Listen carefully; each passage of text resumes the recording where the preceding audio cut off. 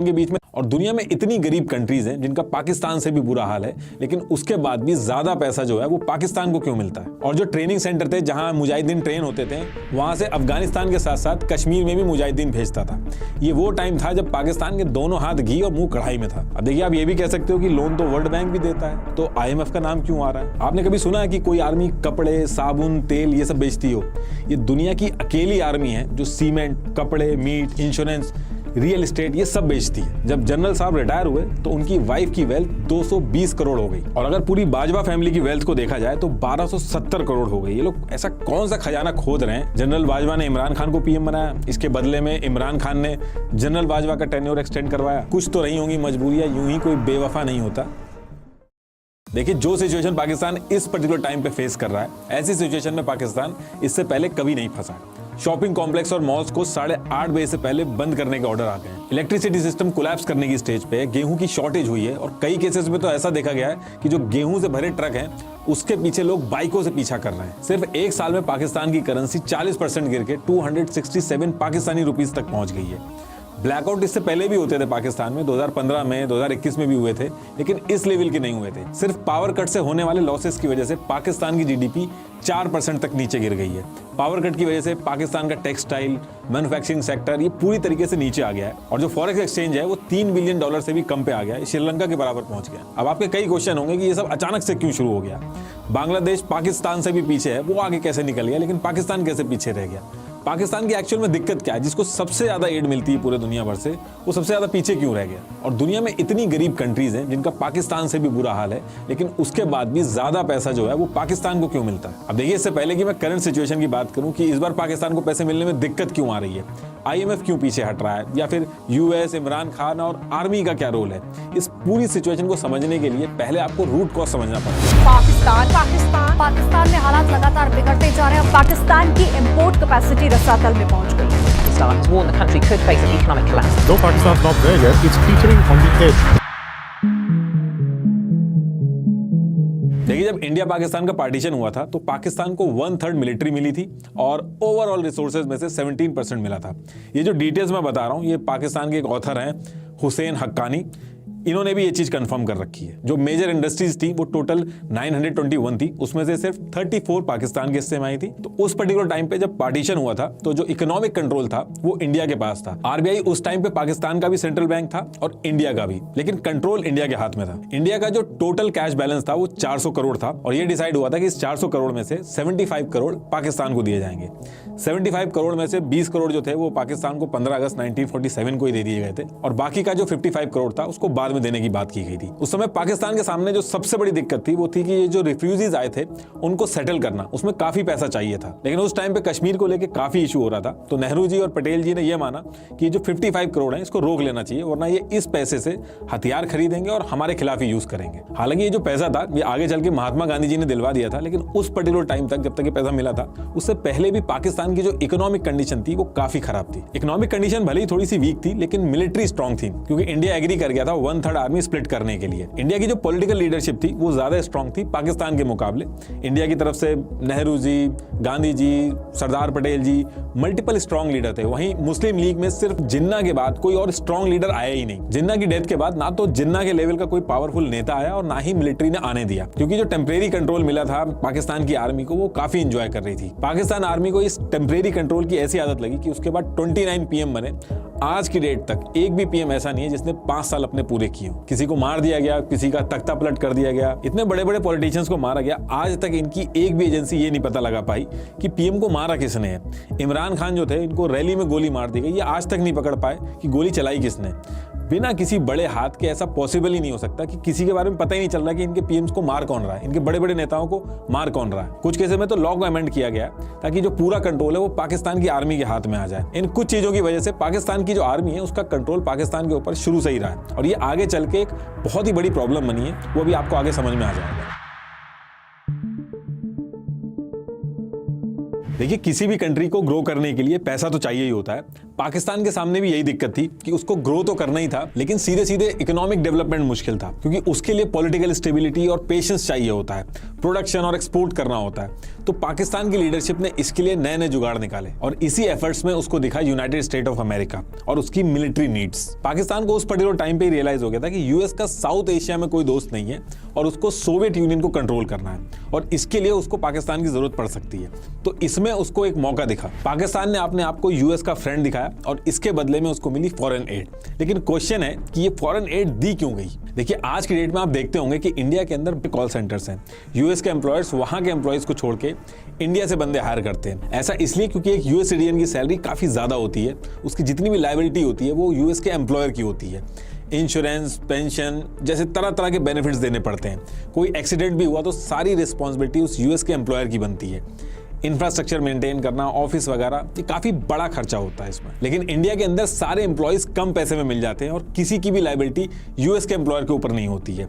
Same concept US अपनी military में भी यूज करता है। देखिए, यूएस यूजुअली दो तरीके से वॉर लड़ता है। अगर उसे लगता है कि स्टेक्स बहुत ज्यादा हाई हैं तो वो वॉर में खुद कूद जाता है, जैसे उसने वियतनाम में किया या फिर इराक में किया। लेकिन जब उसको लगता है कि सीधा कूदने में फायदा नहीं है तो वो शैडो वॉर लड़ता है। इसमें वो दुश्मन के दुश्मन को दोस्त बना के काम करता है। मान लीजिए, अपने इंटरेस्ट को पूरा करने के लिए यूएस अगर अपनी खुद की आर्मी भेजने लगेगा तो पहली चीज तो अपने सिटीजन को खतरे में डालेगा और अगर उसको कुछ हो गया तो उसका पूरा खर्चा उसको देखना होगा। प्लस कंट्री के अंदर लोगों को आंसर करना पड़ेगा कि क्यों भेजा, वॉर की जरूरत क्या थी। अगर आप अपनी मिलिट्री डायरेक्ट किसी कंट्री के अगेंस्ट में भेजते हो तो वॉर लाइक सिचुएशन हो जाती है, कंट्रीज आमने सामने आ जाती हैं। इसलिए ट्रेडिशनल वॉर्स की जगह यूएस अलग अलग मिलिटेंसी ग्रुप को ट्रेन करता है, उनको आर्म्स देता है और उनकी फंडिंग करता है, जिससे कि वो अपना मकसद पूरा कर पाए। जैसे अफगानिस्तान के अंदर मुजाहिदीनों से उसने अपना काम करवाया। कई ऐसे मिलिटेंसी ग्रुप होते हैं, मुजाहिदीन होते हैं, जो पैसे लेके भी लड़ाई करते हैं। अभी जो रशिया यूक्रेन वॉर चल रही है उसमें भी आप अगर सर्च करोगे तो रशिया ने सीरियन फाइटर्स को पैसा देके रिक्रूट किया है, जिन्हें मर्सिनरीज भी बोलते हैं। ये पैसा लेके यूक्रेन के खिलाफ लड़ रहे हैं और इस मॉडल में रिस्क एकदम कम होता है। आपको भारी भारी सैलरीज नहीं देनी होती है, आपको बस वेपन्स और ट्रेनिंग प्रोवाइड करानी होती है। और इस पूरे गेम में पाकिस्तान पूरे एरिया का एक ट्रेनिंग सेंटर बन गया है और इस ट्रेनिंग सेंटर को बनाया पाकिस्तान मिलिट्री ने। जब इंडिया और पाकिस्तान आजाद हुए थे तो उस पर्टिकुलर टाइम पे दो ही सुपर पावर थी, एक यूएसए और दूसरी सोवियत यूनियन, जो अभी रशिया कहते हैं जिन्हें। सोवियत यूनियन का साउथ एशिया में बहुत ही ज्यादा इन्फ्लुएंस था। इंडिया का झुकाव भी सोवियत यूनियन की तरफ ही था। ऐसे में यूएस को पाकिस्तान एक ऑप्शन की तरह देखता था। यूएस अफगानिस्तान में अपना कंट्रोल पाने के लिए सोवियत यूनियन के खिलाफ मुजाहिदीन तैयार करता है और इन सब की ट्रेनिंग का जिम्मा लेता है पाकिस्तान। तो जब सोवियत यूनियन और अफगानिस्तान के बीच में लड़ाई चल रही थी तो उसमें रेदर देन यूएस ने अपनी मिलिट्री उतारने के मुजाहिदीन को रेडी किया। ना तो मुजाहिदीन की जान जाने पे यूएस की कोई जवाबदेही थी और ना ही भारी भारी सैलरी देनी थी और रिस्क भी बिल्कुल खत्म हो गया था, क्योंकि अगर यूएस की मिलिट्री अफगानिस्तान में उतर के रशिया के खिलाफ लड़ती तो ये वॉर रशिया और यूएस की वॉर में बदल जाती। तो यूएस ने मुजाहिदीनों को वेपन्स दिए, इन सब की ट्रेनिंग हुई पाकिस्तान में। पाकिस्तान ने हर तरीके से मदद की इन मुजाहिदीन की, इनको ट्रेनिंग करवाई, इनको रूट दिया, इनको खाने पीने और हथियार वगैरह सब सप्लाई करा। इसमें पाकिस्तान के लिए भी फायदा था, क्योंकि बिना कुछ प्रोड्यूस करे या एफर्ट लगाए यूएस से पैसा मिलने लगा था। यूएस ये पैसा कभी एड की फॉर्म में भेजता था तो कभी ह्यूमन राइट्स के बहाने से भेजता था। यूजुअली आप देखोगे तो फॉरेन एड उन देशों को मिलता है या तो जो गरीब हो या किसी क्राइसिस से गुजर रहे हो, जैसे कोई वॉर या फिर नेचुरल डिजास्टर हो। लेकिन पाकिस्तान को एड मिलता था उसकी स्ट्रेटेजिक लोकेशन की वजह से, उसकी यूजफुलनेस की वजह से। इनफैक्ट साल का एक बजट भी फिक्स कर दिया गया था जिसमें बिलियंस ऑफ डॉलर्स आते थे पाकिस्तान को यूएस की तरफ से। लेकिन पाकिस्तान ये जो सेंटर्स थे और ये जो पैसा था और ये जो मुजाहिदीन थे, इनका यूज कश्मीर में भी करने लगा। 1964 तक पाकिस्तान में आने वाली जितनी भी फॉरेन एड्स आती थी ये इनके जीडीपी का 5% का हिस्सा बन गई थी। लेकिन इन सबके बीच में पाकिस्तान ये भूल गया था कि इन सबके बीच में बिना मतलब किसी और की लड़ाई उसने अपने सरदर्दी पे ले ली थी। लेकिन पाकिस्तान की जो जनता थी और गवर्नमेंट थी वो यूएस के इस एड और पाकिस्तान का अफगानिस्तान में हेल्प करने से बिल्कुल खुश नहीं थी। जनता का ये मानना था कि अफगानिस्तान में ये भी हमारे जैसे ही मुस्लिम्स हैं और हम अपने ही भाइयों को मरवा रहे हैं। वहीं गवर्नमेंट इसलिए खुश नहीं थी क्योंकि एड की वजह से मिलने वाला जो पैसा था वो बस आर्मी तक ही पहुंच पाता था, क्योंकि करप्शन की वजह से पैसा नीचे तक पहुंच ही नहीं पाता था और पाकिस्तान का एक्सपोर्ट और प्रोडक्शन इतना कोई खास नहीं था।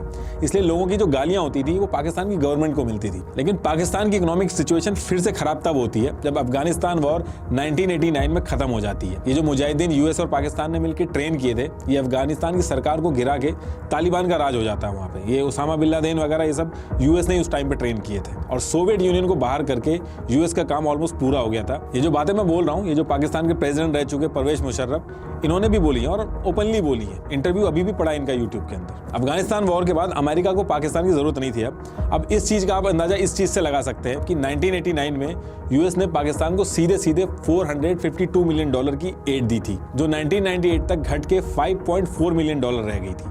बांग्लादेश, इंडिया जब एक्सपोर्ट करके अपनी इकोनॉमी को धीरे धीरे आगे बढ़ा रहे थे, तब पाकिस्तान की मिलिट्री एड से खुश हो रही थी।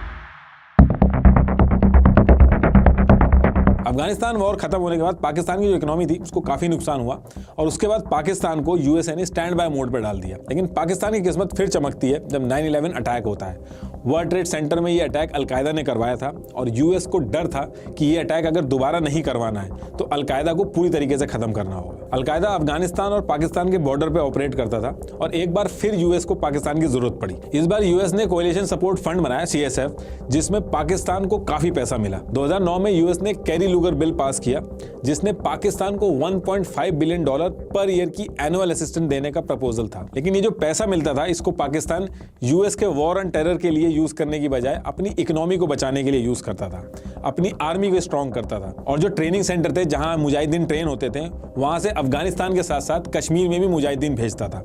ये वो टाइम था जब पाकिस्तान के दोनों हाथ घी और मुंह कढ़ाई में था। पाकिस्तान आर्मी के ऊपर बाहर से मिलने वाले एड में करप्शन एलिगेशन लगते रहे। यूएस ने भी कहा कि इन्होंने हमारे एड से मिलने वाले पैसे को मिस स्पेंड किया है। और तो और इतने साल कॉन्टिन्यूसली एड देने के बाद भी ये पता चलता है कि उसामा बिन लादेन पाकिस्तान में ही पकड़ा जाता है। मुल्ला उमर जो मोस्ट वांटेड था, उसकी डेथ भी पाकिस्तान के हॉस्पिटल में होती है। डोनाल्ड ट्रंप ने आते ही ये जो एड मिलता था पाकिस्तान को, इसको पूरी तरीके से बंद कर दिया और पाकिस्तान की इकोनॉमी जो बबल में थी उसको फिर से एक झटका लगता है। इन सारी चीजों की वजह से पाकिस्तान की इमेज काफी खराब हुई और फॉरेन इन्वेस्टमेंट एकदम से खत्म हो गया। बाहर की कंपनीज इतनी अनस्टेबल जगह पे अपनी कंपनी नहीं लगाना चाहती थी। उनको पता था कि उनको नुकसान होना तय है। इसके अलावा टूरिज्म भी खत्म हुआ।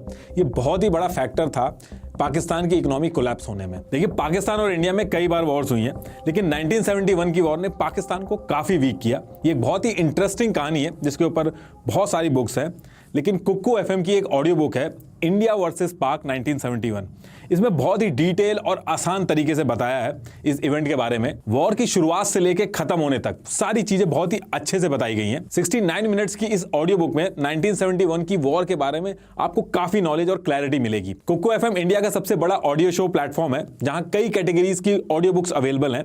History, entertainment, comedy, crime, motivation से लेके साइंस और फिटनेस तक। तो आप भी जरूर सुने अपनी मनपसंद ऑडियो बुक कुक्कू FM पर। मुझे पर्सनली इसमें ऑटोबायोग्राफी सुनना बहुत ही अच्छा लगता है। कुक्कू FM काफी अच्छा प्लेटफॉर्म है जिसपे आप रेगुलर काम करते हुए या ट्रैवल करते हुए बहुत अच्छी ऑडियो बुक सुन सकते हैं काफी कम प्राइस पर। और मेरा कूपन कोड NR50 यूज करके आपको फर्स्ट मंथ के सब्सक्रिप्शन पर 50% का डिस्काउंट भी मिलेगा। That is at ₹49 only. तो डाउनलोड कीजिए Kuku FM, link is in the description box. तो टॉपिक पे वापस आते हैं। देखिए, जब यूएस ने कुछ कदम पीछे लिए तो वहां पे एंट्री हुई चाइना की और फिर यहां पे चाइना ने लोन पे लोन देना स्टार्ट किए और इस वजह से पाकिस्तान की इकोनॉमी जो एक बबल में थी उसका प्रॉपर टेस्ट नहीं हो पाया। दुनिया में अलग अलग तरह के देश हैं, कुछ की इकोनॉमी ऑयल से चलती है, कुछ की इकोनॉमी मैन्युफैक्चरिंग से चलती है या फिर IT सेक्टर से चलती है, कुछ की एग्रीकल्चर से भी चलती है, लेकिन पाकिस्तान की इकोनॉमी एड और लोन से चलती है। पाकिस्तान एक एड डिपेंडेंट कंट्री है। जिस तरीके से पाकिस्तान यूएस के लिए एक स्ट्रेटेजिक लोकेशन है, ठीक उसी तरीके से पाकिस्तान चाइना के लिए भी एक स्ट्रेटेजिक लोकेशन है। इंडिया को टैकल करने में चाइना को बहुत ही आसानी रहती है। इंडिया जब तक पाकिस्तान में उलझा रहेगा, चाइना आराम से रहेगा। यही रीजन है कि चाइना ने पाकिस्तान के अंदर न्यूक्लियर पावर प्लांट बनाने में उसको मदद करी और कई एनालिस्ट तो ये भी मानते हैं कि चाइना ने पाकिस्तान को न्यूक्लियर प्रोग्राम बनाने में भी मदद करी। अब देखिए, अगर आप हमारी वीडियो देखते हैं तो आपको चाइना की जो डेट ट्रैप स्ट्रैटेजी है वो ऑलरेडी पता होगी, लेकिन मैं फिर भी मोटा मोटी बता देता हूँ। चाइना पहले मार्केट रेट से ज्यादा इंटरेस्ट पे लोन देता है, फिर जो लोन आपको बाहर से 30 साल के टेन्योर पे मिलता है उसी को चाइना अप्रॉक्स 15 साल के लिए देता है। उसके बाद जिस चीज के लिए चाइना लोन देता है, मान लीजिए वो कह रहा है कि आपकी कंट्री में हम पावर प्लांट बनाएंगे, तो बनाने से लेके हर चीज में चाइनीज वर्कर और कंपनीज होती हैं। तो जो पैसा वो लोन देते हैं वो उसी देश से कमा के एक बिजनेस करके निकल जाते हैं और ऑन पेपर पे वो लोन एज इट इज बना रहता है और लोन का जो इंटरेस्ट है वो बढ़ता रहता है। इनके क्लॉज में ये पहले से ही मेंशन करवाते हैं कि अगर लोन नहीं दे पाए तो वो जगह चाइना की हो जाएगी। इसी तरीके से श्रीलंका का जो हम्बनटोटा पोर्ट था वो चाइना के पास पहुंच गया। फिर इन्हीं सारी स्ट्रेटेजिक लोकेशन का यूज करके ये उस एरिया में रूल करते हैं। अब आप कहोगे ये जो स्ट्रेटेजी आप बता रहे हो ये तो बच्चे बच्चे को पता है, तो पाकिस्तान के जो लीडर हैं, मिलिट्री है, उनको नहीं पता होगी। तो देखिए आपने कहावत सुनी होगी कि कुछ तो रही होंगी मजबूरियां, यूं ही कोई बेवफा नहीं होता। तो ये क्या क्या मजबूरियां रही हैं इनकी, जब मैं अभी आगे IMF की बात करूंगा तो उसमें समझाऊंगा आपको। देखिए चाइना ने पाकिस्तान के साथ मिलकर अपने belt and road initiative BRI के under China Pakistan economic corridor CPEC 2015 में बनाना शुरू, और ये ग्वादर में भी एक पोर्ट डेवलप कर रहा है। और जितना पैसा चाहिए चाइना बहुत ही आराम से दे रहा है, और पाकिस्तान भी खुश है कि IMF से लोन लेने में बहुत ही ज्यादा झिकझिक होती है और चाइना बहुत आराम से दे रहा है। चाइना ने अभी तक $30 बिलियन से ज्यादा पाकिस्तान को लोन दिया है और कुछ भी वापस नहीं आया। चाइना को भी पता है कि वो पैसा वापस नहीं आएगा, लेकिन स्ट्रेटेजिक लोकेशन में एडवांटेज उसको मिल रहा है। यहाँ वही सेम डेट ट्रैप वाला मॉडल चलता है, सारे वर्कर्स, कंपनीज वगैरह चाइना से ही आएंगे। ये जो चीज मैं आपको बता रहा हूँ, ये इमरान खान ने भी शुरू में अपनी जनता को समझाने की कोशिश की थी और